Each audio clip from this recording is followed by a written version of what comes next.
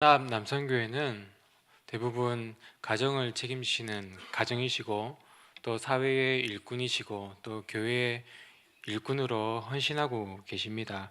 우리 이 시간 우리의 마음을 담아서 우리 남성교회 분들에게 우리 감사의 인사를 한번 했으면 좋겠습니다. 우리 옆에 계신 남성분들을 향해서 우리 이렇게 인사합시다. 덕분에 잘 살고 있습니다. 우리 인사하겠습니다.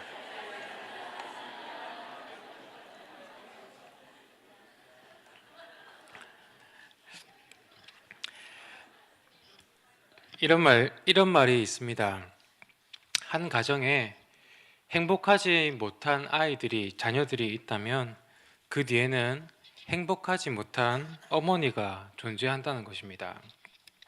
그런데 그 어머니의 뒤에 또 누가 있냐면 행복하지 못한 남편이 있는 것이죠. 집안에 가장이 힘들고 또 어려운 일이 있어 건강하지 못하면 아내를 위로해 줄 수가 없고 또 그러면 엄마가 힘들어서 자녀들을 더 사랑해 줄 수 없게 된다는 것입니다. 그런데 이렇게 힘든 남편들 뒤에는 누가 있는 줄 아십니까? 건강하지 못한 그리고 행복하지 못한 우리 사회가 있다는 것입니다. 이렇게 남편들은 우리 아버지들은 우리 사회의 부작용들을 최전방에서 직면하고 계시며 그 영향을 가장 직접적으로 받고 계신 분들입니다. 그래서 날마다 수많은 갈등과 타협 가운데 또 수많은 책임감과 또 자책 가운데 힘겹게 살아가고 있는 분들이 바로 우리 남성교회 분들이십니다. 혹시나 때때로 여러분의 남편이 여러분들에게 관심을 가져주지 못하고 식구들에게 집중을 하지 못하고 있다면 그래도 조금은 이해해 주시기 바랍니다. 이 사회가 건강하지 못한 탓도 있기 때문입니다. 그리고 혹시나 여러분들의 남편이 언제나처럼 여전히 사랑과 관심을 쏟아주고 계시다면 그것은 사회의 부작용들을 다 받으면서도 가족들을 위해서 참고 견디고 있는 것이기 때문에 격려와 감사의 말 한마디로 그 노고를 헤아려 주시기 바랍니다. 가정과 세상의 그 중간에서 그 자리가 참 외롭고 힘든 자리이기 때문입니다. 우리 교회도 가정과 마찬가지입니다. 우리 남성교회 여러분들이 일주일 동안 세상 속에서 열심히 일을 하시다가 그래도 주일만은 자신을 위해서 시간을 사용하고 싶고 좀 쉬고도 싶으실 텐데 교회 여러 부서와 또 봉사의 자리에서 이렇게 헌신해 주시고 그 자리에서 버티고 견뎌 주시기 때문에 우리가 이렇게 기쁨으로 예배 드릴 수가 있는 것입니다. 연합 남성교회 여러분들에게 다시 한번 감사의 말씀을 드립니다. 그리고 우리 남성교회뿐만 아니라 세상과 교회 사이에서 살아가는 우리 모든 그리스도인들은 그 역할이 참으로 중요합니다. 우리를 통해 하나님 나라가 세상 속에서 확장될 수도 있지만 반대로 우리를 통해서 세상의 가치와 그런 문화들이 교회로 들어와서 우리의 자녀들이 우리의 다음 세대 아이들이 영적 건강이 해칠 수가 있기 때문입니다. 우리가 이 하나님 나라와 세상 사이에서 얼마나 갈등도 많이 하고 또 실패도 많이 하겠습니까? 우리가 세상에서 나아가서 세상을 변화시키고 주님의 영광을 펼치고 싶지만 정말로 나의 일터에서는 그게 잘 통하지 않습니다. 나의 일터를 변화시키기는커녕 내가 물들지 않고 내가 버티는 것만으로도 그것만으로도 너무나 잘하는 일이라고 스스로 위로를 줄 때가 많이 있습니다. 때로는 그 과정들이 너무나도 힘들고 지칠 때가 있죠. 일터에서 하루를 버티다가 집에 오신 우리 아버지처럼 우리 남편처럼 우리는 세상 속에서 버티고 버티다가 교회로 와서 은혜 받고 위로받고 또 섬김 받으면서 이곳에 계속 머물러 싶은 마음도 듭니다. 하지만 하나님께서는 우리를 영광으로 가득 찬 이 교회에만 머물게 하지는 않으시지요. 단지 이 교회에서만 봉사하고 또 헌신하며 하나님 나라의 역할을 감당하게 하는 것이 아니라 세상과 하나님 나라 그 사이에 우리를 두시고 그곳에서 우리가 그 역할을 감당하기 원하십니다. 그곳에서 갈등하며 버텨내며 세상을 변화시키려고 자기를 불태우며 노력하는 너희들의 삶을 내가 거룩한 산제물로 받겠다. 그 영적 예배를 내가 받겠다. 오늘 하나님께서 우리 본문 12장 1절에서 이렇게 말씀하고 계십니다. 우리가 다시 한번 우리 12장 1절을 읽어보도록 하겠습니다. 그러므로 형제들아, 내가 하나님의 모든 자비하심으로 너희를 권하노니 너희 몸을 하나님이 기뻐하시는 거룩한 산 제물로 드리라. 이는 너희가 드릴 영적 예배니라. 아멘. 세상과 하나님 나라에서 드려지는 우리의 이 삶이 거룩한 산 제물이 되고 하나님께 드리는 영적 예배가 됩니다. 우리 교회 주제가 예배드림이 기쁨됩니다인데, 이때 이 예배는 주일날 교회에서 찬양하며 경배하는 이 부분적인 예배로 국한되지 않습니다. 하나님께서는 우리를 더 깊은 곳으로 부르고 계십니다. 이 예배가 우리의 삶으로 더 확장되어서, 그래서 우리의 고백이 나중에 어떻게 변하게 되냐면 예배드림이 기쁨됩니다가 아니라 나의 삶을 드림이 기쁨됩니다. 이 고백이 저와 여러분들의 고백이 되기를 간절히 바랍니다. 바울이 기록한 이 로마서를 보면 1장부터 11장까지는 교류에 관한 내용입니다. 예수 그리스도와 나와의 관계에서 이렇게 이루어지는 놀라운 영적 원리와 그 은혜들을 바울은 풀어내고 있는 것이죠. 그런데 오늘 읽은 12장부터의 내용은 뭐냐면, 그렇다면 그 은혜들을 가지고 나는 이제 어떻게 살아가야 하는가? 그 윤리적인 내용들을 다루고 있습니다. 예수 그리스도의 구원이 내 안에서 끝나지 않고 나의 밖으로, 나의 삶으로의 구원으로도 이루어진다는 것입니다.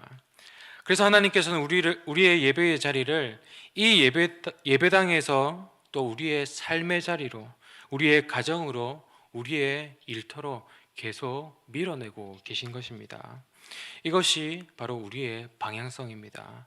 그리고 그것을 위한 방법들을 2절에서 말씀하고 계십니다. 우리 2절을 함께 읽도록 하겠습니다. 너희는 이 세대를 본받지 말고 오직 마음을 새롭게 함으로 변화를 받아 하나님의 선하시고 기뻐하시고 온전하신 뜻이 무엇인지 분별하도록 하라. 아멘. 나의 삶의 자리에서 나의 삶을 거룩한 산 제사로 드리며 이 세상을 변화시켜 나가는 그 첫 번째 단계는 이 세대를 본받지 않는 것입니다. 이것을 다시 말하면 이 세대는 결코 우리가 본받을 만한 것이 못 되는데, 그래서 본받으면 안 되는데 우리는 너무나도 쉽게 이 세대를 받아들이고 있다는 것입니다. 사실 이 세대를 본받지 말아야 한다는 것은 우리가 이미 충분히 알고 있습니다. 그래서 우리는 본받지 않으려고 노력도 합니다. 그런데 그 나의 노력과는 상관없이 나는 이미 이 세대에 스며들고 있는 것이죠. 하나님께서 출애굽하여 가나안 땅을 정복하는 이스라엘 백성들에게 신신당부하신 하나님의 말씀이 하나 있습니다. 너희가 가나안 땅에 들어가면 그 가나안 족속들을 하나도 남겨두지 말고 모두 쫓아내어라. 그들이 너희의 올무가 될 것이다. 이스라엘 백성들의 입장에서는 가나안 족속들은 절대로 본받으면 안 되는 이 세대인 것입니다. 그런데 결과는 어떻게 되었습니까? 이스라엘 백성들은 가나안 족속들을 다 쫓아내지 않았고 결국은 그들을 본받게 되었습니다. 이스라엘의 입장에서는 이렇게 말할 수도 있겠죠. 하나님, 그들을 내쫓는 것보다 그들을 노예로 삼으면 우리가 이 땅에서 더 빨리 더 쉽게 정착할 수가 있습니다. 대신 절대로 그들을 본받지 않겠습니다. 우리는 자신이 있습니다. 하나님께서 분명히 그들을 다 내쫓으라고 하셨는데 이스라엘 백성들이 그 하나님의 명령을 대놓고 거역했겠습니까? 그들은 자신이 있었습니다. 자신들이 더 우위에 있었고 절대로 그들의 영향을 받지 않을 거라는 그런 확신이 있었기 때문에 그들을 쫓아내지 않았던 것입니다. 본받으면 안 된다는 것을 그들도 충분히 알고 있었습니다. 하지만 자신도 모르게 가나안 족속을 따라가고 있었습니다. 무엇 때문입니까? 그 땅에 오랜 세월 동안 형성된 문화 때문입니다. 문화라고 하는 것은 분위기죠. 우리는 분위기에 취한다라고 말합니다. 분위기는 이렇게 취하는 것입니다. 나도 모르게 뭔가에 홀린 듯 끌려가는 게 분위기의 힘, 문화의 힘이라는 것입니다. 이스라엘 백성들은 그렇게 가나안 족속들의 문화에 이끌려서 그 세대를 본받게 된 것입니다.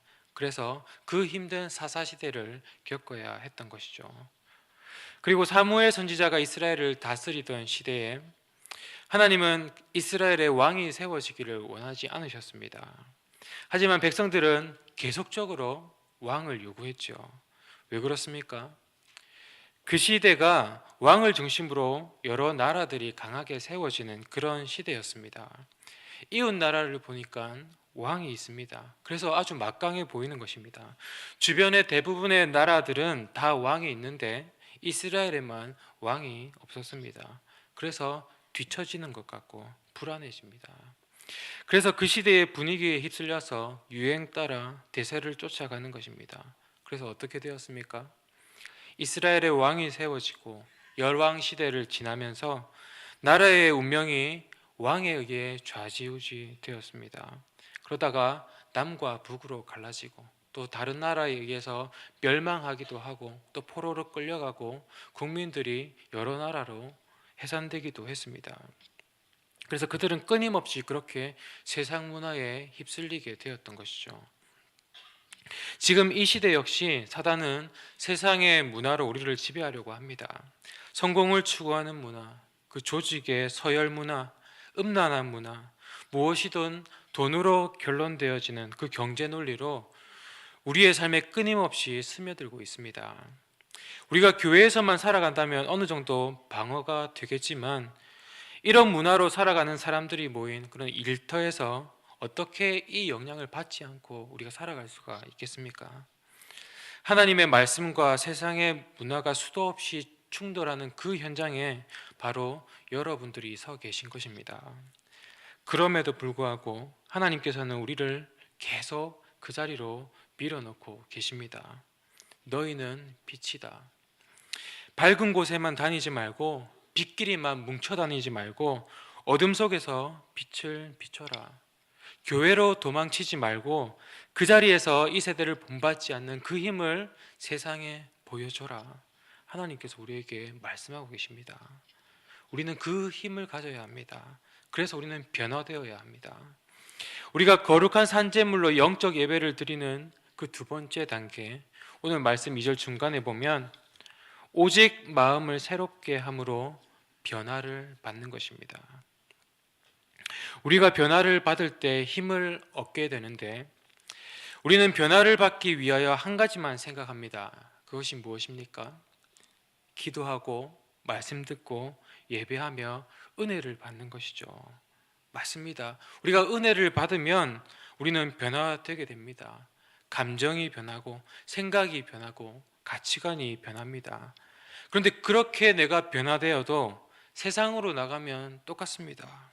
나 하나 바뀐 것은 이 세상 문화에 크게 영향을 줄 수가 없습니다. 계란으로 바위치기죠. 우리가 완전히 변화되기 위해서 그 세상 문화에 휩쓸리지 않고 우리가 버틸 수 있는 힘을 가지기 위해서 필요한 것이 한 가지가 더 있는데 그것은 바로 고통입니다. 고통. 변화를 위해서는 자극이 필요한 것이죠. 우리는 고통을 바라볼 줄 알아야 합니다. 제가 중학교 때 거의 처음으로 치과에 갔습니다. 치아 검사를 받고 견적을 뽑으니까 230만 원이 나왔습니다. 어금니가 다 썩은 거죠. 어마어마한 돈입니다. 저희 어머니는 생각하시기를 고작 한 10몇만 원 정도면 다 치료되겠지 하고 저를 치과에 데려갔는데 얼마가 나왔습니까? 네, 230만 원이 나왔으니 얼마나 충격적이겠습니까? 저희 어머니께서 그날 저희 누나에게 이렇게 고백하셨다고 합니다. 저런 미련 곰탱이를 낳은 것이 처음으로 후회가 된다고. 네. 저희 어머니는 저에게 계속 말씀하셨습니다. 그렇게까지 이가 썩을 동안 아프지 않더냐고. 네. 저는 아프지 않았습니다. 네. 그래서 계속 방치했던 것이죠. 여러분, 우리 고통이 없으면 우리는 절대로 변하지 않습니다. 썩은 이라도 고통이 없으면 우리는 그대로 방치하게 됩니다. 우리의 몸은 우리의 생활 습관이 잘못되었을 때 바로바로 고통의 신호를 내게 되어 있습니다. 우리는 그 고통의 신호가 느껴졌을 때, 아, 나의 식습관이 잘못되었구나, 아, 내가 운동이 부족하구나 느끼면서 우리는 삶의 변화를 일으키기 시작합니다. 이와 같이 우리의 사회도 마찬가지입니다. 이 사회가 돌아가는 시스템에서 잘못된 부분이 있을 때에는 분명 누군가가 고통을 받게 되겠죠. 그런데 그 고통의 신호를 보지 못하고 묵살하고, 그래서 그냥 방치해두면 어떻게 됩니까? 그곳은 더 썩어지고, 10만 원이면 치료할 수 있는 것인데 그것이 주위로 더 확산되면서 훨씬 큰 비용을 치러야 하는 그런 큰 규모가 되어버립니다. 그런데 누군가 그 고통을 발견하고 소리치고 알리면 우리 사회는 변화될 수 있습니다. 이 사회의 어떤 문화가 누군가를 지속적으로 다치게 하고 아프게 한다고 소리칠 때 그 문화에 저항할 수 있는 힘을 가질 수 있게 된다는 것입니다. 그 역할을 우리가 해야 하지 않겠습니까? 요즘 우리 사회에는 미투 운동이 한창 이슈가 되고 있죠. 이 미투 운동의 핵심 내용이 무엇입니까? 무엇을 고발하고 있는 것입니까? 단순히 성추행만을 고발하는 것이 아닙니다. 잘못된 권위의식을 고발하고 있는 것입니다. 우리 사회에 만연했던 권위의식과 그런 조직 문화 때문에 억압받고 있던 그 고통의 소리를 미투 운동을 통해 내고 있는 것입니다. 예수님께서 베드로와 야고보와 요한을 데리고 어느 날 변화산에 올라갔습니다. 그곳에서 예수님은 제자들에게 영광스러운 모습을 보여주셨죠. 베드로가 말합니다. 주님, 우리가 여기에 초막을 짓고 여기 있는 것이 좋겠습니다. 하지만 예수님께서는 변화산을 내려가자고 말씀하십니다. 그리고 변화산 아래에 있는 세상의 고통을 보게 하시고 그 고통의 자리에 제자들을 데리고 다니셨습니다. 우리는 변화산에 올라가 하나님의 영광만을 바라보는 것으로, 그것만으로 충분하지가 않다는 것입니다. 우리가 그저 교회에서 은혜만 쫓아다니고 찾아다니고 사회의 고통은 발견하지 못한다면 우리는 절대로 이 세상 문화에 버틸 수가 없을 것입니다. 하나님의 은혜뿐만 아니라 세상의 고통, 이웃의 고통도 바라볼 수 있는 저와 여러분들이 되기를 간절히 바랍니다. 그리고 삶의 영적 예배의 세 번째 단계는 분별하는 것입니다. 하나님의 선하시고 기뻐하시고 온전하신 뜻이 무엇인지 분별하도록 하라. 우리가 나도 모르게 이 세대를 본받게 되고 또 세상의 고통의 소리를 듣지 못하며 변화되지 못하는 이유는 우리가 분별하지 않아서입니다. 제가 요즘 학교를 다니면서 다시 공부를 하고 있는데 수업 중에 이러한 토론 주제가 던져졌습니다. 어떤 회사 직원이 위에서 시킨 업무를 처리하였는데 이것 때문에 다른 업체가 피해를 입었습니다. 그래서 피해를 입힌 그 회사의 총 책임자가 처벌을 받았죠. 그렇다면 그 업무를 직접 시행한 그 직원은 책임자와 똑같은 처벌을 받아야 합니까? 아니면 그저 시킨 일을 한 것이고 또 처벌도 책임자가 받았으니 처벌을 받지 않아도 됩니까? 이것이 토론 주제였습니다. 우리의 삶의 현장에서도 충분히 일어날 수 있는 일이죠. 그 업무에서 조금 정직하지 못한 내용들이 있었을 것입니다. 하지만 위에서 시킨 일이죠. 그게 조금 찝찝하다 해서 회사를 쉽게 그만둘 수 없는 것입니다. 그래서 어쩔 수 없이 우리는 하게 되는 것이죠. 그런데 그것 때문에 우리가 처벌을 받으면 얼마나 억울하겠습니까? 그런데 이 비슷한 상황을 조금 더 극단적인 사건으로 다시 한번 생각해 보겠습니다. 여러분, 홀로코스트를 아십니까? 독일의 히틀러가 유대인 600만 명을 학살한 끔찍한 사건입니다. 그런데 그 히틀러에게는 아이히만이라고 하는 히틀러의 오른팔이 있었습니다. 히틀러가 명령하면 이 아이히만이 완벽하게 그것을 수행했던 것이죠. 결국 유대인 600만 명을 직접 죽인 사람은 이 아이히만이었습니다. 히틀러 시대가 끝이 나고 아이히만은 체포되어서 재판에 올려졌는데, 이 사람이 죄가 있다는 것은 분명한데 그 죄명을 무엇으로 해야 할지가 이 재판의 화두였습니다. 그 당시 그 재판 과정을 직접 보았던 아렌트라는 여성 철학자가 있었는데, 이 아렌트가 발견한 것이 한 가지가 있었습니다. 그것이 뭐냐면, 유대인들은 이 아이히만을 악마와 같은 인물로 보았지만 아렌트에 따르면 유대인들의 기대와는 달리 아이히만은 지극히 평범한 사람이었다는 것입니다. 우리가 이웃에서 쉽게 만날 수 있는 그런 사람이었다는 거죠. 아이히만은 나치 치하의 그 관료로서 그저 맡은 바를 충실히 이행하고 성실했던 것 이외에는 어떠한 죄의 동기도 가지고 있지 않았다고 합니다. 그의 상관인 히틀러가 선한 사람이었다면 그는 결코 법정에 서지 않았을 것입니다. 하지만 아이히만은 분명히 범죄자였죠. 그래서 아렌트가 결론 지은 그의 죄명이 무엇인 줄 아십니까? 그의 죄명은 사유하지 않은 죄였습니다. 생각하지 않은 죄, 고민하지 않은 죄, 분별하지 않은 죄, 그것이 바로 그의 죄명이었습니다. 이것을 여러분들의 삶 속에서 한번 생각해 보시기 바랍니다. 여러분은 혹시 이 분별하지 않은 죄, 이 죄를 짓고 계시지는 않으십니까? 중세시대 때 교회는 분별하지 않았습니다. 고통의 소리에 귀를 기울이지 않았습니다. 그래서 변화되지 않고 끊임없이 타락하고 부패했죠. 그 결과 면죄부라는 말도 안 되는 것이 등장했습니다. 하지만 그때 몇몇 신학자들이 이것을 분별하기 시작했습니다. 존 위클리프, 얀 후스, 이런 신학자들이 하나님의 말씀을 가지고 고민하고 분석하고 분별하기 시작했습니다. 결국 그들은 이단으로 정죄당하고 또 화형 선고를 당했죠. 그런데 사람들은 오히려 그들이 당했던 그 고통에 주목하기 시작했고 그들의 분별하는 소리를 듣기 시작했습니다. 그래서 그것이 결국 마틴 루터에게까지 이어지고 종교개혁이 이루어지게 된 것입니다.